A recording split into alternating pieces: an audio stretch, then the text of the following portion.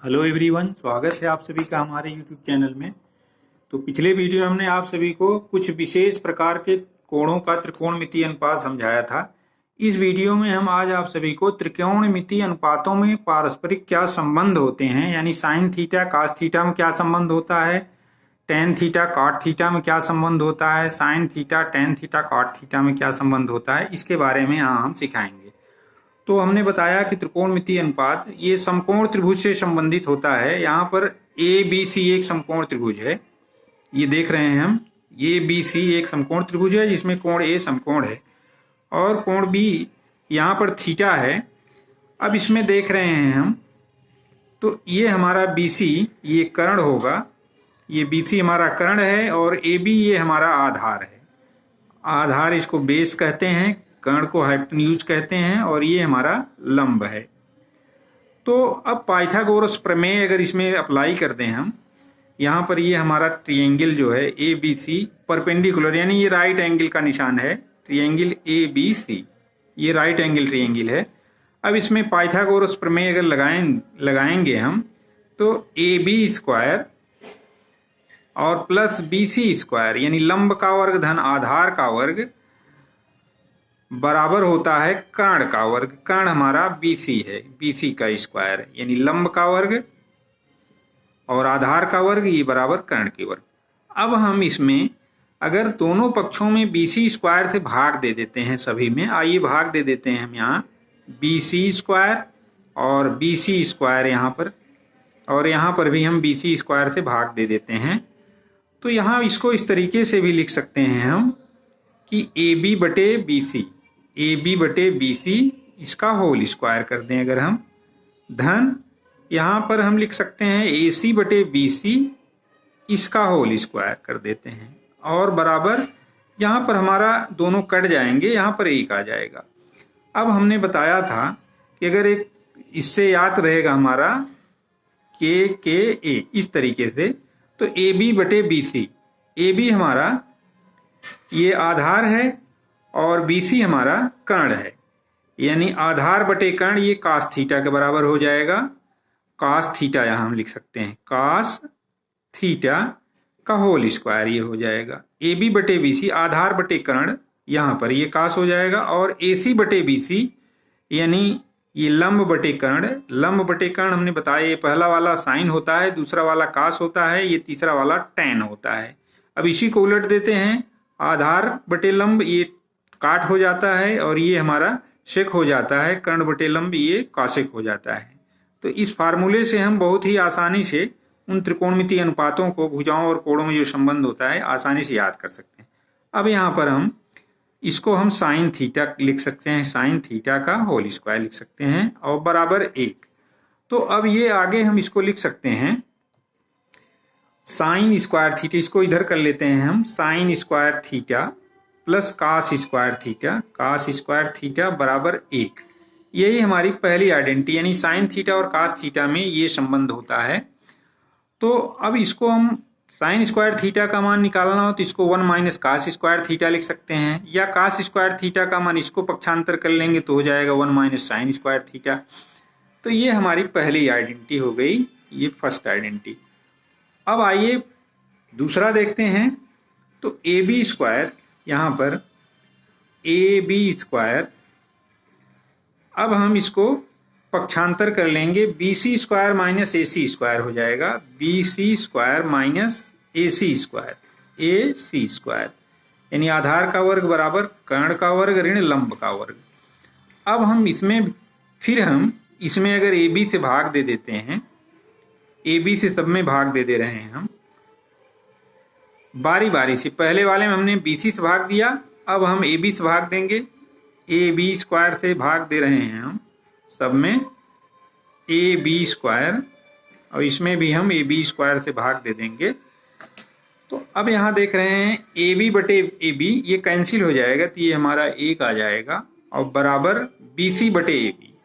B C हमारा कर्ण है और ए बी हमारा आधार है, तो कर्ण बटे आधार ये हो जाता है sec theta, sec square theta, ये सेक स्क्वायर थीटा हो जाएगा। कर्ण बटे आधार ये हमारा सेक थीटा स्क्वायर है तो स्क्वायर हो जाएगा, माइनस यहाँ पर AC है, AC हमारा लंब है और लंब बटे आधार है, ये tan थीटा और tan स्क्वायर थीटा हो जाएगा। यानी sec थीटा और tan थीटा में ये संबंध होता है। ये हमारी दूसरी आइडेंटिटी है। अब उसी तरीके से हम BC से भाग दे दिए, पहली आइडेंटिटी आ गई। AB से भाग दे दिए, दूसरी आइडेंटिटी आ गई। अब हमारा AC बचा हुआ है, AC स्क्वायर से भाग दे देते हैं, पाइथागोरस प्रमेय लिखेंगे। AB स्क्वायर BC स्क्वायर बराबर, इसको लिख सकते हैं BC स्क्वायर बराबर AB स्क्वायर धन AC स्क्वायर। BC स्क्वायर बराबर AB स्क्वायर धन AC स्क्वायर। BC स्क्वायर से पहले में भाग दे दिए, AB स्क्वायर, अब AC स्क्वायर से भाग दे रहे हैं। आइए इसमें AC स्क्वायर से भाग दे देते हैं, इधर भी AC स्क्वायर, इधर भी AC स्क्वायर से भाग दे देंगे। तो जब भाग दे देंगे तो BC अपान AC, यानी ये हमारा हो जाएगा BC अपान AC, ये कर्ण बटे लंब, कर्ण बटे लंब, ये हमारा हो जाएगा कॉसेक स्क्वायर थीटा। इसको हम कॉसेक स्क्वायर थीटा लिख देंगे, AB बटे AC, AB बटे AC, ये हमारा कॉट स्क्वायर थीटा हो जाएगा, कॉट स्क्वायर थीटा, क्योंकि आधार बटे लंब ये कॉट थीटा होता है, प्लस यहाँ 1 आ जाएगा। तो कॉसेक स्क्वायर थीटा बराबर 1 प्लस कॉट स्क्वायर थीटा, ये हमारी तीसरी आइडेंटिटी आ जाती है। तो इस तरीके से बारी बारी से हम त्रिभुज की भुजाओं क्रम से भाग देंगे तो तीनों आइडेंटिटी हमें ज्ञात हो जाएंगी। अब इन तीनों आइडेंटिटीज से पक्षांतर करके हम और आइडेंटिटी निकाल सकते हैं। तो आशा करता हूं कि ये सभी आइडेंटिटी निकालना आप सभी को आ गया होगा। अब अगला हमारा संबंध है एक tan थीटा साइन थीटा और cos थीटा में जो संबंध होता है, यानी tan थीटा को हम लिख सकते हैं tan थीटा बराबर साइन थीटा और बटे cos थीटा होता है, cos थीटा। तो ये हमारी ये चौथा संबंध हो जाता है। इसमें tan theta sine theta cos theta में ये संबंध होता है tan थीटा बराबर साइन थीटा बटे cos थीटा। अब कुछ उदाहरण के माध्यम से हम कैसे सवालों को सॉल्व करेंगे समझाएंगे। अब यहाँ पर ये जो त्रिकोणमितीय सरसमताएं हमने बताया, यानी त्रिभुज की भुजाओं और कोणों में संबंध और इन त्रिकोणमितीय अनुपातों में जो संबंध, उसके माध्यम से हम कुछ सवालों को कैसे सॉल्व करेंगे। यहाँ देखिए साइन थीटा बराबर दिया गया है 3/5, तो थीटा के शेष त्रिकोणमितीय अनुपात यानी cos theta, tan theta, cot theta, sec theta और cosec थीटा का मान कैसे हम निकालेंगे। तो यहाँ देखिए साइन थीटा का मान दिया गया है, तो हम जानते हैं कि sign square theta plus cos square theta, cos square theta, इसका मान 1 होता है। अब यहाँ पर हम साइन स्क्वायर थीटा यानी साइन थीटा का मान 3/5 दिया गया है, तो इसको हम इसमें रख दें 3/5 का whole square plus cos square theta यहाँ लिख देंगे बराबर 1।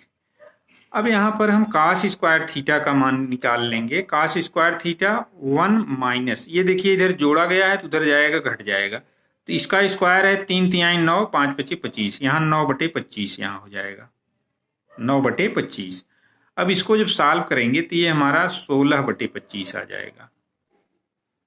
अब cos स्क्वायर थीटा हमारा आ गया 16/25, तो cos थीटा हम अगर वर्गमूल ले लेंगे तो cos थीटा बराबर हो जाएगा 16 का वर्गमूल हमारा 4 हो जाएगा, 25 का वर्गमूल 5 हो जाएगा, तो cos थीटा का मान 4/5 आ गया। अब tan थीटा बराबर साइन थीटा बटे cos थीटा होता है, उसकी सहायता से हम tan थीटा का मान निकालेंगे। tan थीटा तो साइन थीटा बटे cos थीटा, साइन थीटा बटे cos थीटा। अब ये हमारा साइन थीटा का मान यहाँ दिया गया है 3/5, 3/5 में हम भाग दे देंगे 4/5 का, 4/5 का, तो ये हमारा 5 से 5 कैंसिल हो जाएगा और ये ऊपर चला जाएगा और ये नीचे रह जाएगा, तो 3/4 ये हो जाएगा 3/4। तो ये tan थीटा का मान निकल आया। अब हम cot थीटा का मान निकालेंगे। cot थीटा हम जानते हैं cot थीटा बराबर 1/tan थीटा होता है। tan थीटा अब इसका उल्टा हो जाएगा 4/3, ये tan थीटा बराबर 3/4 है, तो cot थीटा बराबर 4/3। अब हम sec थीटा का मान निकालेंगे। sec थीटा, ये sec थीटा बराबर 1/cos थीटा होता है और cos थीटा हमारा आया है 4/5, इसी का हम उल्टा कर देंगे तो ये हमारा 5/4 आ गया sec थीटा का मान 5/4। अब cosec थीटा, cosec थीटा ये हो जाएगा हमारा बराबर 1/sin थीटा। अब साइन थीटा का मान दिया है 3/5, तो उसका उल्टा हो जाएगा 5/3। तो इस तरीके से हम अगर एक का मान दिया गया है, एक त्रिकोणमितीय अनुपात का मान दिया गया है, तो शेष त्रिकोणमितीय अनुपात को आसानी से निकाल सकते हैं इन त्रिकोणमितीय जो हम सर्वसमीकरण बताए उनकी सहायता से। अब आइए हम कुछ महत्वपूर्ण सवालों को जो सिद्ध करने के लिए देते हैं, इन त्रिकोणमितीय सर्वसमीकरणों की सहायता से कैसे सॉल्व किए जाएंगे उसको सिखाते हैं। अब यहाँ पर एक सवाल आया है हमारा, इसको प्रूव करना है। √1 - sin a / 1 + sin a बराबर sec a - tan a। इस तरीके से अगर सवाल आए जिसको प्रूव करना हो तो हम लेफ्ट हैंड साइड ले लेंगे। लेफ्ट हैंड साइड की सहायता से हम उसको लेकर चलेंगे और जो सर्वसमीकरण हमने बताया उनका प्रयोग करते हुए हम राइट हैंड साइड पा लेंगे। तो यहाँ पर हम सबसे पहले लेफ्ट हैंड साइड लेते हैं। लेफ्ट हैंड साइड हमारी है √1 - sin a 1 - sin a बटे 1 + sin a। ये दोनों करड़ी के अंदर हैं। अब यहाँ पर इसको हम अगर न्यूमरेटर और डिनोमिनेटर में √1 - sin a से हम गुणा कर देते हैं, यहाँ पर इसमें और इसमें गुणा कर देते हैं √1 - sin a से, तो ये हमारा हो जाएगा √1 - sin a। इससे गुणा करेंगे इसमें 1 - sin a से, तो अंडर रूट है तो दोनों आ जाएंगे इसमें, और ये हमारा हो जाएगा 1 + sin a, और इसमें हम 1 - sin a से गुणा कर दे रहे हैं। अब यहाँ चूंकि हम जानते हैं कि √a में √a है और इसमें √b से गुणा करेंगे तो ये √ab हो जाता है।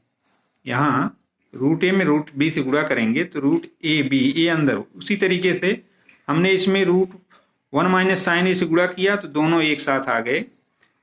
अब यहाँ इसको लिख सकते हैं हम 1 - sin a √1 - sin a का होल स्क्वायर हो जाएगा ये, और नीचे यहाँ पर आ गया a + b × a - b, ये होता है a² - b²।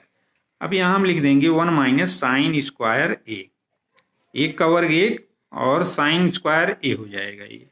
अब यहाँ पर हम इसको लिख सकते हैं, यहाँ इसका वर्गमूल जब लेंगे तो 1 - sin a आ गया, 1 - sin a। अब इसमें नीचे यहाँ पर हमारा है √1 - sin square a। 1 - sin square a को हम लिख सकते हैं cos स्क्वायर a। अब उसका जब वर्गमूल ले लेंगे cos स्क्वायर a का तो ये cos a हो जाएगा हमारा। 1 - sin a स्क्वायर a हम त्रिकोणमितीय सर्वसमीकरण से जानते हैं कि sin square a + cos square a बराबर 1 होता है। तो 1 - sin स्क्वायर a, यानी इसको हम इधर कर लेंगे तो उसकी जगह हम cos स्क्वायर a लिख देंगे, यानी cos स्क्वायर a बराबर 1 - sin स्क्वायर a हो जाता है। तो इसकी जगह हम इसकी जगह हम ये लिख देंगे cos स्क्वायर a को। अब आगे हम यहाँ पर इसको करेंगे, उसका जब वर्गमूल ले लेंगे तो ये आ जाएगा cos a। अब ये हमारा हो जाएगा 1/cos a - sin a/cos a, sin a/cos a। तो अब ये आ जाएगा 1/cos a, ये होता है sec a, क्योंकि sec का उल्टा cos a होता है, cos का उल्टा sec a, तो इसकी जगह हम लिख देंगे sec a, ये sec a माइनस, और sin a/cos a इसकी जगह हम लिख देंगे tan a, tan a। यही हमारा राइट हैंड साइड में है, यही प्रूव करना था। तो इस तरीके से कोई भी ट्रिग्नोमेट्रिक आइडेंटिटी अगर हमें ज्ञात है तो हम कैसे भी सवाल को प्रूव करना है आसानी से सॉल्व कर सकते हैं। तो आशा करता हूं कि ये सवाल आपकी समझ में आया होगा। तो अगर वीडियो अच्छा लगे तो इसको लाइक और शेयर करें, और चैनल पर नए हो तो प्लीज़ चैनल को सब्सक्राइब करें। मिलते हैं अगले वीडियो में कुछ इसी तरह के सवालों के साथ, तब तक के लिए धन्यवाद।